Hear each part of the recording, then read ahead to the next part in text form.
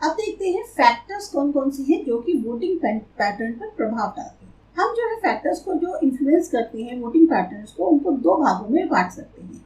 एक होते हैं शॉर्ट टर्म फैक्टर्स और दूसरे होते हैं लॉन्ग टर्म फैक्टर्स। टेम्पररी या शॉर्ट टर्म फैक्टर्स क्या होते हैं? ये लगातार प्रभावित करते रहते हैं वोटिंग को इलेक्शन में, चाहे एक बार हो चाहे दो बार हो। इसमें जो फैक्टर्स आते हैं वो है पहले इकोनॉमिक फैक्टर्स। जो भी चीज़ों के बढ़े हुए दाम होते हैं, बेरोजगारी है, जो लोग सुसाइड कर रहे हैं, मुद्दे उनको लेकर, रोड्स, इलेक्ट्रिसिटी, वाटर, इन सब जो मुद्दे हैं वो उठाए जाते हैं इसमें। अगर ये वाले मुद्दे जो हैं बहुत ज़्यादा उठाएंगे इलेक्शन कैंपेन में, तो इससे जो है रिजल्ट्स जो है इलेक्शन के, उस पर आसानी से प्रभाव पड़ सकता है। दूसरा होता है कैरिज्मेटिक पर्सनालिटी लीडर्स की, एक आकर्षक पर्सनालिटी होती है।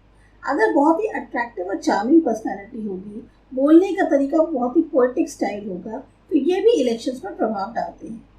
नेहरू की जो पर्सनालिटी थी 1952 से 62 के इलेक्शंस में, या इंदिरा गांधी की जो लीडरशिप इमर्ज हुई 1971 बांग्लादेश वॉर के टाइम पे, राजीव गांधी का जो एक यूथ और चार्मिंग पर्सनालिटी थी 1984-85 में, या अटल बिहारी वाजपेयी की पर्सनालिटी थी 1998-99 में, और फिर या आज की डेट में नरेंद्र मोदी जी का जो स्टाइल है स्पीच और अट्रैक्टिव लीडरशिप का, ये सब इसी के ही प्रभाव है एक तरह से, जो हमें इलेक्शन में रिजल्ट देखने को मिलते हैं। तो ये जो इम्प्रेशन होता है इस तरह की पर्सनालिटीज का, ये बहुत लंबा नहीं चलता है, लेकिन हाँ, आज जो इलेक्शंस होते हैं जब उसमें भी देखने को मिलता है हमें कि किसकी कितनी चीज़ें जो है पब्लिक को आकर्षित कर रही हैं।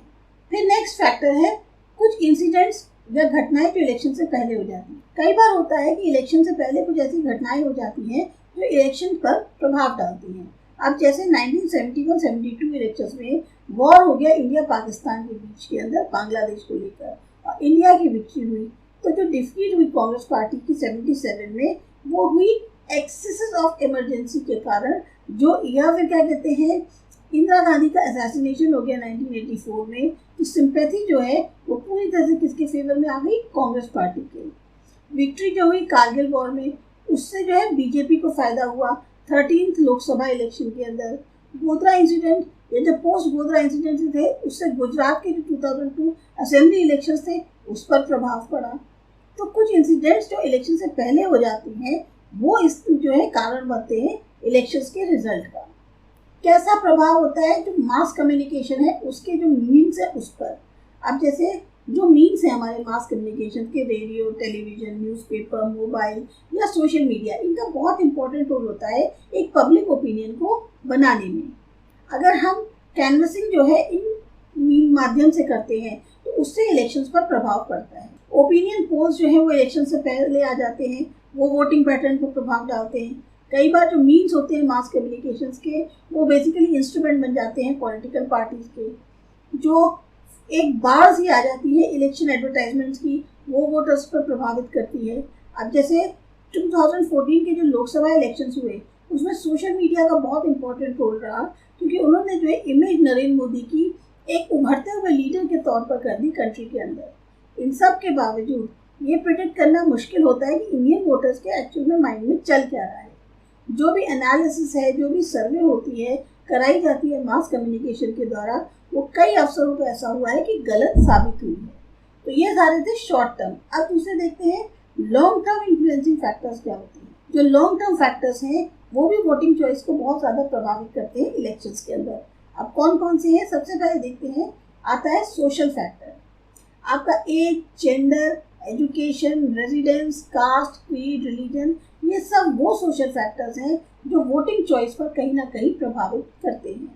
जो यंग वोटर्स होते हैं वो बहुत जोश के साथ अपने वोट्स को डालते हैं। वोटर्स जो हैं सबसे ज़्यादा डालते हैं रूरल एरियाज़ में, अर्बन एरियाज़ के मुकाबले। कहीं भी कोई डिफरेंस नहीं होता परसेंटेज में मेल या फीमेल वोटिंग के। हाँ, कुछ कॉन्स्टिट्यूएंसीज ऐसी होती हैं जहाँ परसेंटेज फीमेल वोटर्स का जो है वो मेल वोटर्स से ज़्यादा होता है। अब इसमें आते हैं सोशल फैक्टर में दूसरा, कास्ट। इंडियन हमारी सोसाइटी जो है वो डिवाइडेड है कास्ट और रेस में। जो प्रभाव है कास्ट का वो आज भी हमारे समाज पर असर डालता है। कास्ट डोमिनेट करता है वोटिंग पैटर्न को बहुत बड़े स्केल में। अब ये जो डोमिनेंस है कास्ट सिस्टम का, ये आप देख सकते हो कि जो सिलेक्शन होता है कैंडिडेट्स का गवर्नमेंट को बनाने के लिए, कई बार कैंडिडेट्स जो है अपील करते हैं कि वो वोट डालें कास्ट के आधार पर। पॉलिटिक्स में जो डोमिनेंस है अपर कास्ट की वो ज़्यादा देखने को मिलती है पोस्ट इंडिपेंडेंट के दशकों में। लेकिन अब जिस तरह से पॉलिटिकल जागरूकता हुई है शेड्यूल कास्ट, शेड्यूल ट्राइब या और बैकवर्ड क्लासेस में, वो बढ़ती जा रही है और उनका जो रिप्रेजेंटेशन है Lok Sabha, state assemblies, panchayat institutions में, ये सब में भी जो है इनका प्रेजेंटेशन बढ़ गया है। तो जो आइडिया है वोट बैंक का वो उभरा कैसे?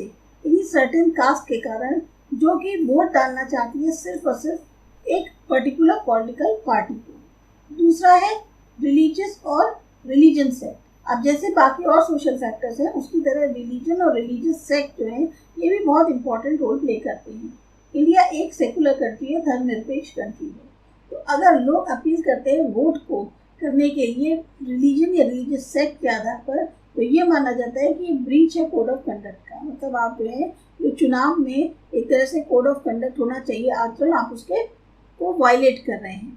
पर प्रैक्टिस में चाहे पॉलिटिकल पार्टीज हो, कैंडिडेट्स हो, लीडर्स हो, वो इनडायरेक्टली तौर पे हाईलाइट करते हैं रिलीजन या रिलीजियस सेक्ट को इलेक्शन कैंपेन्स में। माइनॉरिटीज जो है हमेशा अपनी आइडेंटिटी और सेफ्टी को ध्यान में रखते हुए उन पॉलिटिकल पार्टीज और कैंडिडेट्स को चुनती है जो उनके एक तरह से भले का काम करें। इसी तरह से जैसे कास्टिज्म जो है एक ईविल है, तो कम्युनलिज्म भी एक ईविल ही है। फिर आता है economic factor. Indian society income के आधार पर डिवाइडेड है तीन क्लासेस में, अपर क्लास, मिडिल क्लास और लोअर क्लास। जनरली देखा जाता है कि जो अपर या जो संपन्न क्लास होती है सोसाइटी की वो बहुत कम इंटरेस्टेड होती है वोटिंग करने में। मिडिल क्लास जो है वोकल होती है और बहुत एक्टिव होती है, लेकिन मेंबर्स जो है इस क्लास के वो ज़्यादातर वोट नहीं करते हैं उतने जोश से इलेक्शंस के अंदर। लेकिन अगर इशू उनसे संबंधित होता है और वो उठ जाता है इलेक्शन के टाइम पे, तब फिर वो जोश के साथ जो है वोट डालते हैं। लोअर मिडिल क्लास जो सबसे कम इनकम होती है जिनकी और जो बहुत ही गरीब क्लास होती है, उसको जो वोट डालने का होता है वो पूरा जोश भरा होता है।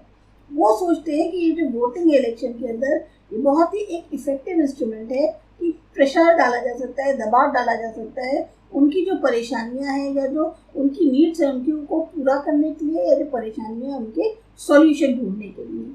सारी पॉलिटिकल पार्टी जो है कोशिश करती हैं कि अट्रैक्ट कर सकें। क्यों? क्योंकि इससे जो है हाईएस्ट परसेंटेज जो है पॉपुलेशन जो सोसाइटी की है वो लोअर क्लास की है। तो पार्टीज को ये रहता है कि अगर ज़्यादा से ज़्यादा लोअर क्लास वाले जो है वोट डालेंगे तो उनका जो वोट का नंबर है वो बढ़ जाएगा। नेक्स्ट फैक्टर है आइडियोलॉजी। जनरली होता क्या है, लोग जो है एक या एक से ज़्यादा विचारधारा से जो है जुड़ जाते हैं, भले ही वो उसके बारे में जानते हो या न जानते हो। पूंजीवादी हो सकती है, समाजवादी हो सकती है, ट्रेडिशनल यानी रूढ़िवादी जो होती है, कंजर्वेटिज्म या धर्मनिरपेक्ष। ये इस तरह की जो विचारधाराएं हैं ये लोगों पे, खासतौर से वोटर्स पे बहुत ज़्यादा प्रभाव डालती हैं। जो संपन्न क्लास होती है वो बिलीव करती है कि बहुत ही कम इंटरफेरेंस होना चाहिए स्टेट का, और ऐसे जो बिलीफ है वो रिफ्लेक्ट करते हैं पूंजीवाद। जबकि जो पुअर लेबर या वर्किंग क्लास है वो बिलीव करती है समाजवाद में या जो एक लेफ्टिस्ट की विचारधारा है उसमें। ये जो बिलीव्स हैं ये काफ़ी हद तक प्रभावित करते हैं जो वोटिंग प्रेफरेंस होता है उसको। फिर आता है फैमिली बैकग्राउंड। फैमिली भी एक बहुत इंपॉर्टेंट एजेंसी है पॉलिटिकल सोशलाइजेशन का। जितनी ज़्यादा पॉलिटिकल अवेयरनेस देखी जाती है वो देखी जाती है बच्चों में, जो खास तौर से पॉलिटिकल उसमें ज़्यादा कॉन्शियस होते हैं, या जहाँ के परिवार जो है मेनली उसमें पॉलिटिक्स जो है ज़्यादा इन्वॉल्व होता है। जैसे फैमिलीज में डिस्कशंस होते हैं पॉलिटिक्स को लेकर, पॉलिटिकल पार्टी को या लीडर्स को लेकर, वो जो है यंगर मेंबर्स पे बहुत ज़्यादा प्रभाव डालते हैं।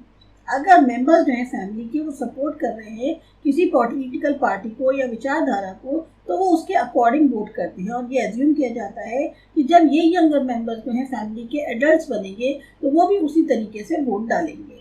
तो ये जो है हमेशा एक का केस नहीं होता। पॉलिटिकल पार्टी और उसकी लीडरशिप, सबसे इम्पोर्टेंट फैक्टर जो इन्फ्लुएंस करता है वोटिंग पैटर्न को वो है पॉलिटिकल पार्टी और उसकी लीडरशिप। वोटर जो है उन पार्टीज को वोट करते हैं या अगर लीडरशिप जो है उसको वोट करते हैं जो कि अट्रैक्ट कर सकता है वोटर्स को अपने फेवर में। वोटिंग प्रेफरेंस किससे प्रभावित होती है? मेनली जो क्या प्रोग्राम्स है पॉलिटिकल पार्टीज के, उनका इलेक्शन का मैनिफेस्टो क्या है, कैसे उनका प्रचार का तरीका है, इम्पैक्ट उसका कॉमन मैन पे कैसे पड़ रहा है, पॉलिटिकल स्टैंड क्या होगा जो सर्टेन इशूज है उनको लेकर, इन सब चीज़ों पे बहुत इंपॉर्टेंस रखी जाती है। जो कैरिस्मेटिक पर्सनालिटी होती है लीडर की, वो भी वोटर्स को अपील करती है। अगर आप क्या कहते हैं उसकी इम्प्रेसिव पर्सनालिटी से या जिस तरीके से एक उनकी जो कहते हैं ना कि एक्स्ट्रा ऑर्डिनरीनेस है लीडर की, कि वो जिस तरह से लोगों को इन्फ्लुएंस कर रहे हैं, उससे भी जो है पब्लिक बहुत ज़्यादा प्रभावित होती है। तो वोटर्स जो है कास्ट करते हैं वोट उस पार्टी के कैंडिडेट को जो या लीडर को जिसको वो एंडोर्स कर रहा होता है। फिर आता है पैट्रियार्की। हमारी सोसाइटी जो है ज़्यादातर पैट्रियार्कल है। Family, caste, race, trade, politics, ये जो बाकी भी फील्ड्स है पब्लिक लाइफ की, ज़्यादातर सब मेल डोमिनेटेड होती है। ये एटीट्यूड रिफ्लेक्ट करता है पॉलिटिक्स में और वोटिंग पैटर्न में। इसी डोमिनेशन के कारण वुमेन जो हैं ज़्यादातर वोट करती हैं जैसा उनके मेल मेंबर्स सजेस्ट करते हैं। हो सकता है हमेशा ऐसा केस ना होता हो। पॉलिटिकल पार्टीज कहने को तो बात करती है वुमेन एम्पावरमेंट की, सशक्तिकरण की और उनके रिप्रेजेंटेशन की, लेकिन जब वो टिकट्स बांटती हैं तो विमेन को बहुत कम टिकट देती हैं। तो ये एक तरह से शेमफुल है कि जो परसेंटेज है विमेन रिप्रेजेंटेटिव्स का असेंबलीज में वो इंक्रीज नहीं हुआ है 10 से 12% से ज़्यादा, जबकि जो 33% विमेन रिजर्वेशंस हैं वो लोकल सेल्फ गवर्नमेंट इंस्टीट्यूशन में है। इसी के कारण नंबर ऑफ वुमेन रिप्रेजेंटेटिव जो है वो बढ़ी है। नेक्स्ट आता है money, muscle power and communication means. बहुत सारे इंपॉर्टेंट फैक्टर्स हैं जो वोटिंग पैटर्न को प्रभावित करते हैं। पॉलिटिकल पार्टी जिसके पास बहुत ज़्यादा फंड्स है, मसल पावर है, कम्युनिकेशन के साधन है, वो वोटिंग पैटर्न पर प्रभाव डालती है। इसके बारे में जो है बहुत ज़्यादा डिस्कस हुआ है इलेक्शन के अंदर। अभी ये जो फैक्टर्स हैं ये डोमिनेट करते हैं वोटिंग पैटर्न को। तो ये बताना मुश्किल है कि कौन सा फैक्टर जो है ज़्यादा प्रभावित कर रहा है वोटिंग चॉइस को, एक इंडियन वोटर को। ये कहना बिल्कुल ही अनप्रेडिक्टेबल होगा। हमें ये भी प्रिज्यूम करना बहुत मुश्किल होता है कि वो किस तरीके से या किस पॉइंट से जो है अपने वोट को कास्ट करेगा। तो ये जो है आपका factors influencing the voting pattern topic था। अब इसके बाद जो अगला टॉपिक है वो है election commission and the procedure of election. ये करते हैं अगले वीडियो।